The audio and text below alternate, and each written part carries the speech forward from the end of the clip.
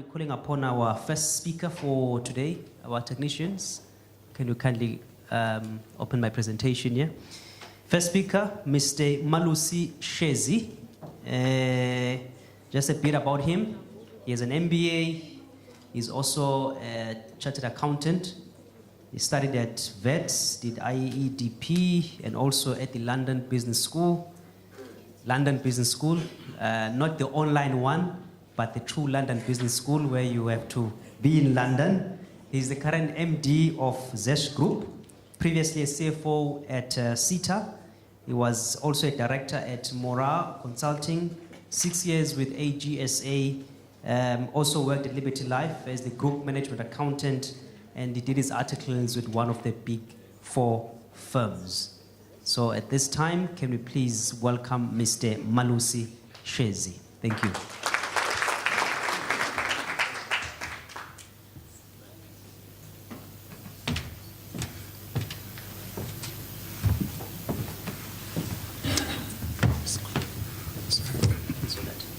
I'm fine. Thank you, Program Director, and good morning, colleagues, friends, and former colleagues and former clients. As has been introduced, I'm Malusi Shezi. I'm a professional. I would like first to thank SIGFARO for extending the invitation to us as Zesh Group to contribute to this prestigious conference, which is very critical at the stage in which our country is. And we believe that with what we're going to share, you might learn 1 or 2 things that might help you to improve, no matter whether you're a junior, senior, SCM practitioner, but there's something you can learn and you can take away from this. I'm going to be short as much as I'm tall. I'm not going to prolong my speech or my presentation. I'm speaking on a topic called Towards Sustainable Value and Compliance in SCM. And I think we know that whatever we do in life or in our roles, it's either we are adding value to the processes or to what we are doing, or we are reducing or subtracting value. I think you can define what you define as value in your own words, but whatever doesn't improve or make the thing that you are doing better than when you started doing it, then it explains something. Okay, about the company that I'm representing or that I work for a company called Zesh Group. I'm the managing director, as been introduced. That is a company that is providing professional services and investment services, offering various things, as you can see on your slide. I believe all of us can see management consulting, doing ESD and BE advisory, skills and leadership training, and we also do risk governance and compliance. We've got 3 divisions. That's how we organize our business lines, as business advisory known as consulting. We do learning and growth, which is training services, where we train people in different areas, also including on SCM, and we don't give people cheap laptops too, but we give them knowledge and we empower them to do their work effectively. And then there is interesting part, which is called Zesh Chartered Accountants Incorporated. Those are the auditors. And we are a level 1 BE company, and we are 60% women owned. As I stand here, my boss is a woman, and I'm proud of that. And they give me orders and I take them gladly and go and execute. Okay, our motto, we say we enable sustainable impact. Whatever we do at Zesh Group, we are not economic hitmen. We don't come today, take your dollars and run away and leave you with your problems that you called us to help you solve. We solve them and walk the journey with you. Our vision is to provide effective solutions for sustainable growth. Values, we value excellence, integrity and sustainability, which is the core of what we do, and we respect our clients and the information that they give to us, because it's sensitive at some point in time. So sustainability in SCM, there is a big question as to why so much hype about this SCM thing. There are so many divisions in any organization or a government institution. I think somebody explained yesterday that the SCM is the engine of everything. As I'm standing here, it's because of SCM. This mic, somebody had to go and buy it. The laptop I'm presenting on, somebody has to follow an SCM process to book this hotel. Everything that happened for us to be here was SCM. I don't know, except the air that I breathe is not SCM. But I hope if they had powers to control that, they were going to control it as well. The other issue that we need to be mindful of, there is this concept that was coined by, you remember the minister called Stelo Shitega, who passed on and they came with an idea that we cannot tolerate to have the government seen as a failure, because the government is supposed to inspire confidence to its citizens and to other fellow citizens of this world, and they need to be an example, not to be the dump site where all the bad things are happening. And then they coined this thing called clean audit.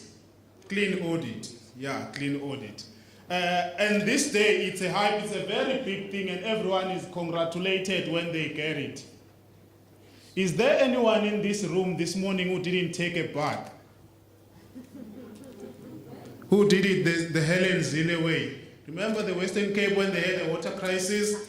At some point in time, the Premier of Western Cape was saying she sometimes take a bath after 3 days. And people said, ah!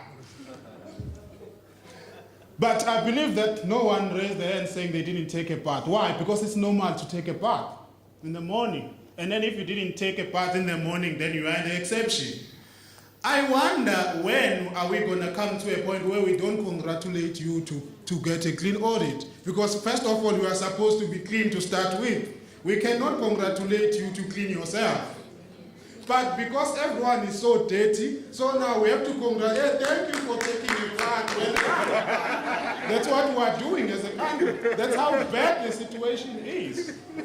And the main contributor of this problem of people not being clean is happening in the supply chain environment. So that tells us the importance of this area. We need to make sure that we address all the ills and weaknesses in this process, so that at some point in time, people have mastered to make sure that their financials are correct. Some are still struggling with performance information, but SCM, which is the engine. You know, if the car has problems with the engine, even if you overhaul and put the new body and the new seats and everything, it's still gonna fail.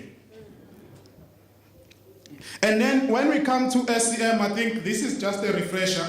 These things, depending whether you're coming from a private sector or a public sector, you may put many elements, some got 7, some got 4. But for the purpose of this presentation, just a reminder and a refresher, the key elements of SCM, we all know about demand management, which means as an SCM practitioner, you must understand the business needs, because you are in the service of providing a service to your customers, which most of them are internal, the divisions or the other units in the government department or municipality or in a public or municipal entity.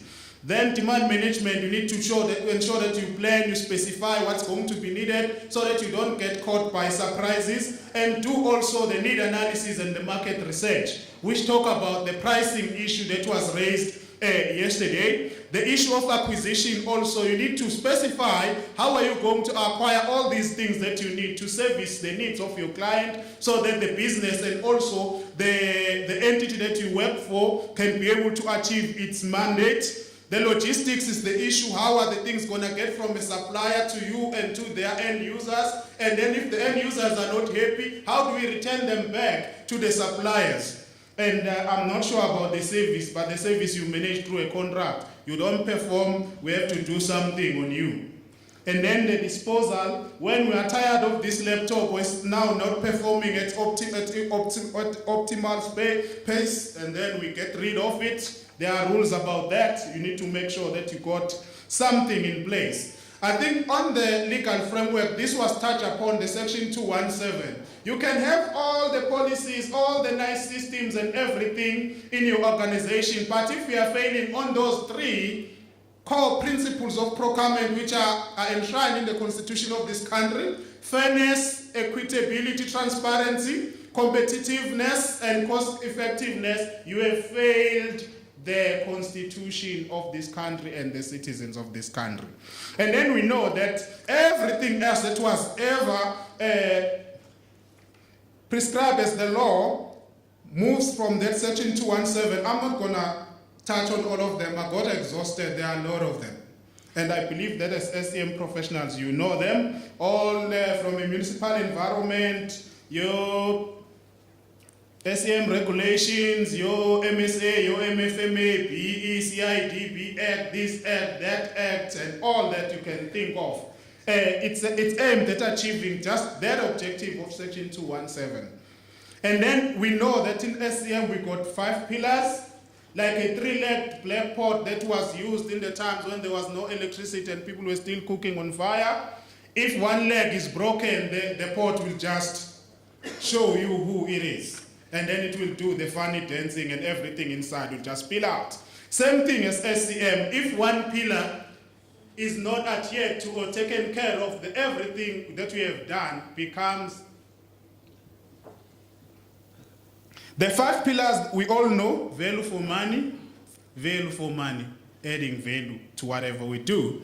And then open and effective competition. You must take care of this thing, effective competition. To just go out and get 3 quotes from your friends is not effective competition.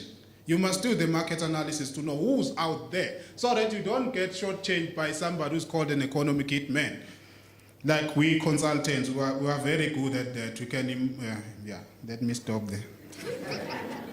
Okay, ethics and fair dealing is the 3rd pillar. And accountability and reporting, meaning now we need to be transparent with what we are doing. It's everything that is prescribed that we need to, whether it's a plan or it's a report, it needs to be widely shared with the residents and the citizens or your stakeholders. And the issues of equity, that's what BE, all affirmative actions and whatever, local content and local production and all that, they are seeking to deal with the issue of equity so that we can level the playing field. And then the challenges currently, there are many of them. For me, when I have to bear the negative news, I soon get, I shrink. Then you know the issue of the requisite knowledge, skills and capacity was touched on, non-compliance with own SCM and the regulations, inadequate planning and non-linking of the demand to the budget, and then lack of accountability and unethical behavior resulting in fraud and corruption, inadequate monitoring and evaluation of SCM unit itself and its officials not happening, are one of the challenges that are causing certain problems that we face today. And then the AG yesterday shared this slide. I just took the first part of it. I'm not going to go through it. I think you can see, I'm not sure if you can read whether it's clear or not. But then those are the issues of assurance. Just to touch on, internally in the first level of assurance, they are expecting that the senior management and the municipal managers and the mayors are supposed to provide some assurance. But if you look at the ones that are providing reasonable assurance or adequate assurance, the percentage is very small to an extent that the mayors is sitting at 24%, and then for the MMs is sitting at 83%, but that's an accounting officer of an institution. And that tells us that this is a serious problem there. And then the issues where the whole thing is red, the whole block, that's a tower, the whole tower is almost red, meaning the issues are massive that needs to be addressed.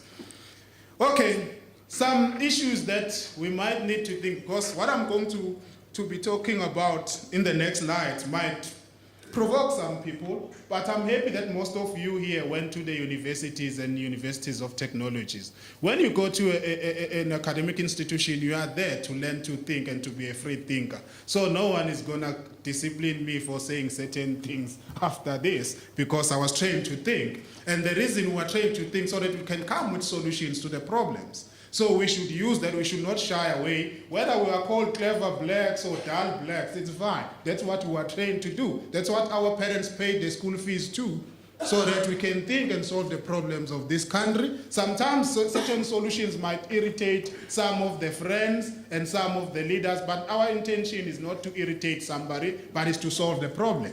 So maybe you'll have to bear with me that. And one of the things that we must always ponder is that corruption didn't start after 1994. It was there. It's just that in South Africa now we got laws that promote transparency. You have to report. whatever you are doing. Even our budgets, I think we're in the top 10 in the world. We are very transparent with whatever we do. That's why now everyone is having the halabaloo thing. Wow. All these things, they were there pre-1994, but then they were not being reported. They were hidden under the carpet. This time we're not hiding them, we're putting them on top of the table so that everyone can see them, so that we can solve them, because we want to be a better country and to be the country that every person in the world can aspire to be a citizen of this country. That's what Nelson Mandela's vision was.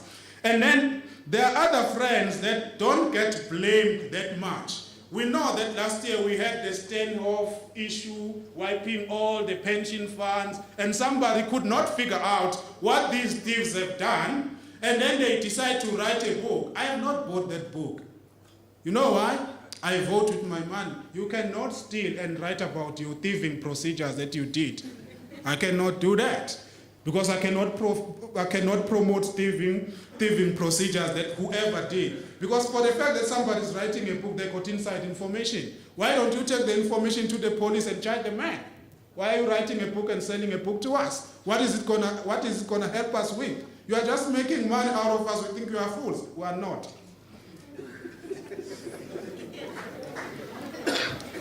The good news is, as much as SCM is seen to be corrupt, not all SCM practitioners are corrupt. And then sometimes you have to take the beating and lose what is dear to you, and sometimes be unpopular. And then in some parts of organization, they will say, these guys, they want to eat alone, they don't want us to eat, because everyone is about chowing. You know these things. Don't look at me as if you have not heard people saying that. They say that. When you say, stop, you must follow the process. I know what you want to do, but I don't want to get involved into your issues. Follow the process. The CFO or the CPO, he wants to eat alone. He doesn't want us to eat. I don't know what that means, but you all know what it means. But then, even in the midst of that, there are people who are still doing what is right. Okay? And the other things for us that we just want to share. See, now I was born before technology. I've messed up my SCM computer here. Can somebody help me? Technician, do we have to send 3 codes first?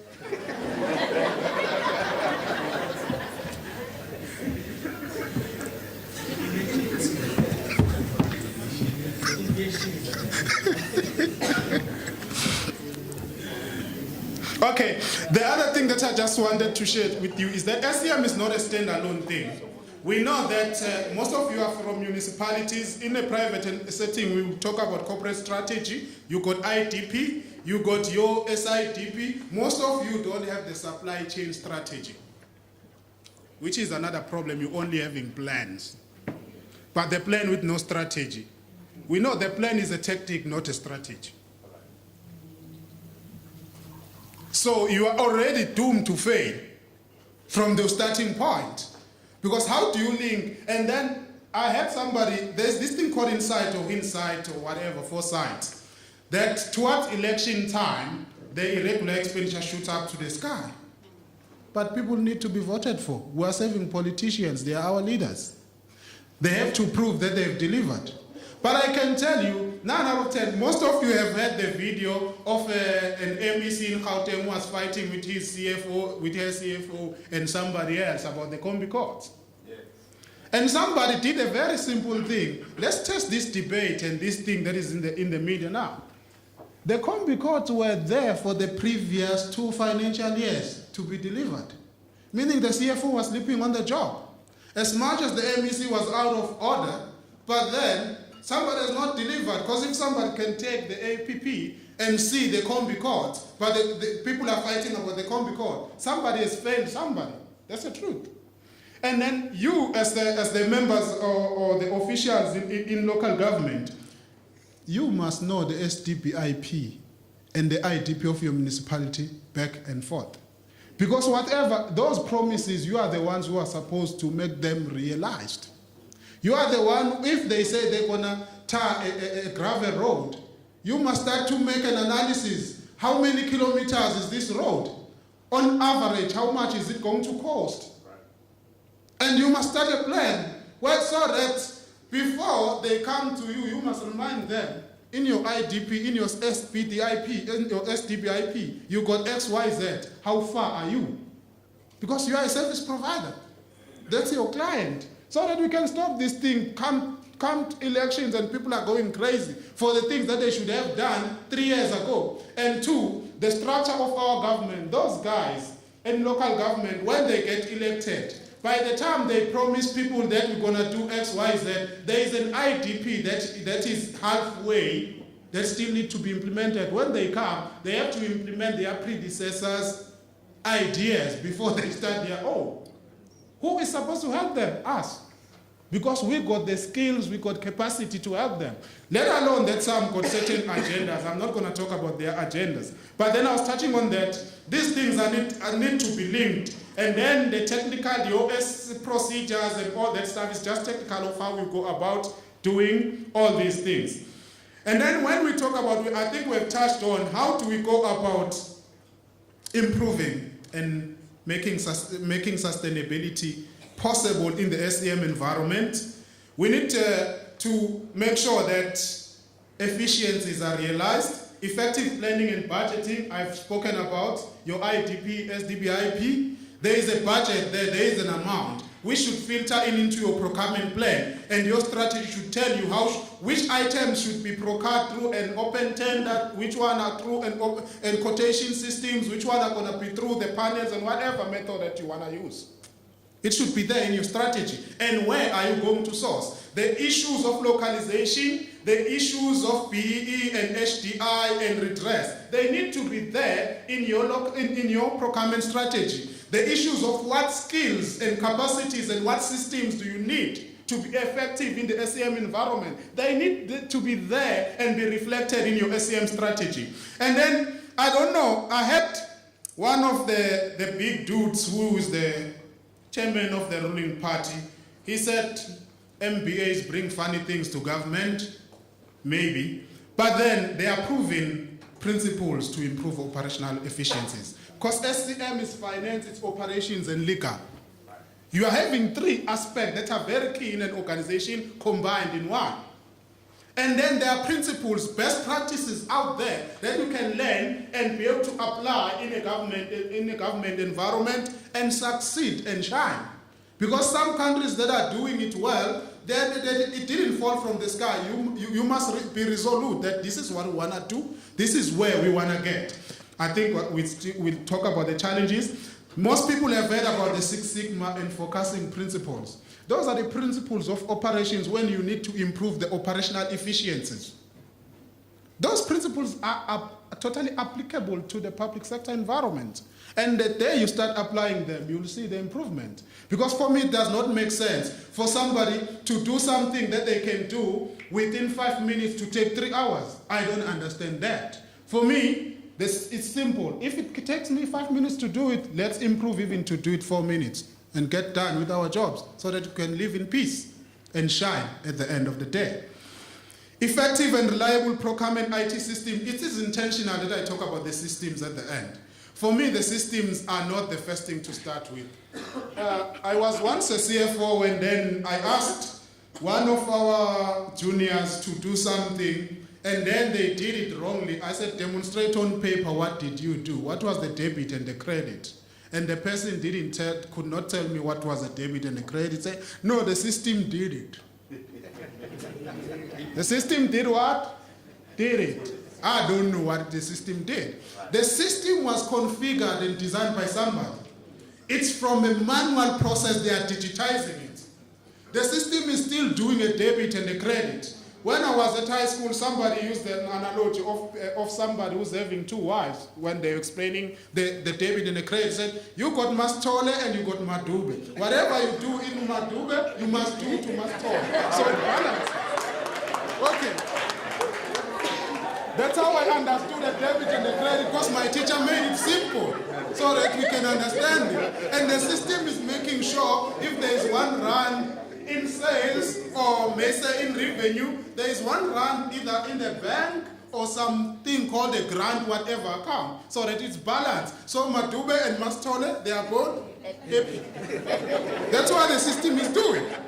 Same thing in procurement as well. The issues of saying we don't have documents and stuff like that, but we paid somebody. I'll share in my practical experience how we were resolving those issues. But then, if there is a system, we'll not be losing documents. And we must not be scared to scan and digitize even our invoices and everything and be having it digitized. Because then, unless somebody decides to do funny things into that system, then we're going to lose documents. At this day and age, there is no reason for somebody to be qualified by auditors for the absence of documents, unless they are hiding something. Because then, if it cannot be checked, then it cannot be reported on. We all know. If it's that's a strategy, then we are dealing with a separate issue. But in our day, we should be 100% sure, even if we can't find, there was a supplier that we paid money. They must reprint the invoice and bring it back, or we'll drive there and get the invoice to our premises. We cannot afford to have somebody pronouncing they couldn't find supporting documents in this day and age. No. But the systems are going to enable, if we are effective, if ourselves we don't understand what we are doing, the systems will do the things. I'm saying it's the system. That's what we're going to have as an excuse. Okay, the issues of skills and knowledge, I think it was touched upon in detail yesterday. Those other institutes, they will have to forgive me. It was my intention, and then I did it deliberately to just pick on SIPS. I believe most of you know who SIPS is. The Chartered Institute of Procurement Specialist. Okay? It was started in the UK, but it's serving more the private sector. This is the issue. If in this country we got the professions that are well respected, the lawyers and the accountants. Accountants got more than 2 institutes. I don't know how many are still going to come. But that tells you the credibility that comes with the institute and people having to write exams. I was encouraged with the National Treasury Supply Chain Council that is being proposed. I spoke to Professor Mube yesterday about such things. If we cannot have other institutes that are already existing incorporating SCM as a profession, it means we need to start a new one. But I'm not pro starting the 20 institutes in the country. Sometimes it becomes too much because you can't be addressing one issue with 20 institutes. It causes confusion. And then that's where even the standards are going to be dropped because it's not, as much as we don't like monopoly, but sometimes for professions we need monopoly. Imagine if the doctors were having 12 institutes to report to. If yours was misbehaving, where do you go? So my proposition was, I don't know how we can engage SIPS to have something focusing on public sector, procurement and SCM. The issues of curriculum. At this point in time, people are doing a BCom in logistics, blah, blah. They talk about logistics, which is more distribution. But then the public sector issues are not addressed. As much as there is a risk, because we must think about it as well as professionals, that when somebody is just starting to be in the public sector, it means they are locked and jailed to the public sector for the rest of their lives. And then the cross-skills utilization in the issues of skills and knowledge. We are in the metro. There is an example. If eThekwini wanted to buy a helicopter, when they are doing their specifications, there's no need for them to even go out and get a consultant to do that. There is DINEL, there is Department of Defense, they got helicopters, and DINEL even manufactures them. Why don't you have to pay a consultant for that? Because you should talk to DINEL. We want to draft specifications. The issues of ethics, matrices to measure performance, whatever gets measured gets done. Because if somebody, they know that ethics are going to be measured, people are going to change the behavior. Now, as we speak, even the ones that want to chow, they speak the right language, they want to be seen, to be doing and saying the right things. They say we don't like corruption because they want to be seen, because that is being measured. Okay, the cash 2 situation, we all know, whereby you report things and then you might lose your job. But I can tell you one thing. The CFO at SCM, when she said no to the Guptas, she was a loser back then. But today she's a hero. Okay, some books on SCM.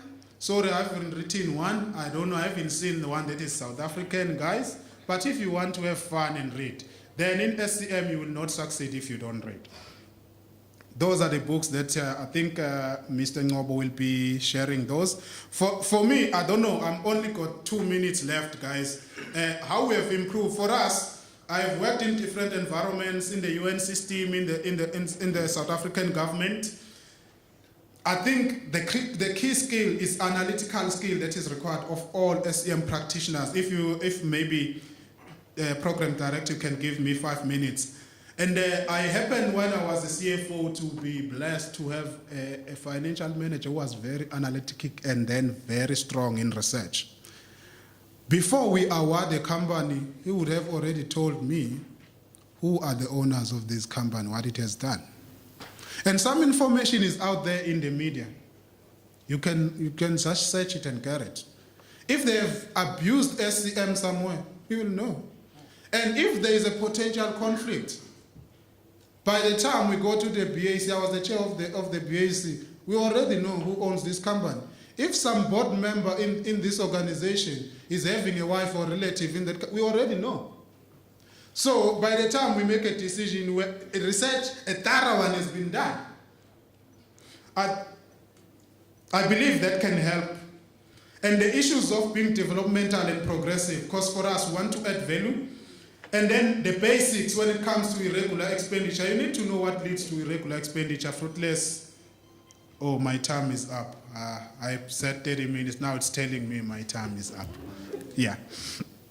The issues of deviations, the issues of fruitless and wasteful expenditure, for where I've worked either with clients and being an employee, we knew where it's likely to happen that we'll have issues of fruitless and wasteful expenditure, and we put tight controls around that environment, and we make people accountable. If you are supposed to fly to Cape Town and the flight is cancelled or you were late, you need to tell us why, and it needs to be a justifiable reason, and then we need to decide whether this thing we need to recover from you, was it within your control or not within your control? To an extent that we started with a 494 fruitless and wasteful expenditure, and then in my first year of being a CFO, I got the clean audit. It was not a big issue. I know that some people suspect chartered accountants say if a CA gets a clean audit, they did funny things, but it's the same issue. If the house is on fire and you bring water and the soil and you quench fire, and then you clean the soil and you mop the water and then you just paint it temporarily and it looks good, you cannot blame us for having done such. It's about the skill, because if I know what needs to be done, I don't know if there is any crime to do what needs to be done. So I knew they got problems. They briefed me that they are under administration, they got no documents, but they told me what they have done. So my duty is to make sure that after understanding what they have done, I must go and find all the documents. Where they don't have documents, where is the document? When you were making this decision, I need document X, Y, Z. If you don't know how to draft it, I'm going to draft it for you, and you must go and read it, and then you must sign it and bring it here. You must call all your friends that you were sitting with. Come to the meeting, sign it, and approve it. Then we're going to be fine. The issues of payments and stuff like that, for me at this day and age, I don't understand. We got iPads, we got everything. Your employers are spending money on you. For me, I taught my PA how to check the payments, what they should check for.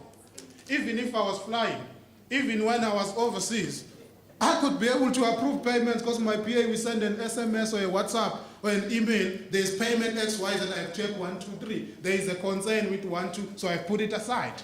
And this is my reason, because I taught my PA to be a CFO as well. And then on the other side, the company has paid for my iPad. I've got access to the system. I click pay. And some of the creditors are the normal ones. I know how much you pay to these guys. Even if I haven't seen the invoice, I know, because I'm not sleeping on the job. For some of the things that are happening in SCM are very funny for me, but I think some of them can be turned around easily. Easily, guys. Yes, you run a risk of irritating somebody. That one I cannot just write. Maybe for me it helped me that I grew up in a politically active family, and then we saw the struggle. We ducked and dived the bullets in the township, so then you cannot scare me. Because when you're trying to scare, I'm not scared, because I ducked and dived the bullets, so then there's nothing you can try to intimidate me. If you want me to lose my job, it's fine. I can go and stay in the township and be happy. It's cool.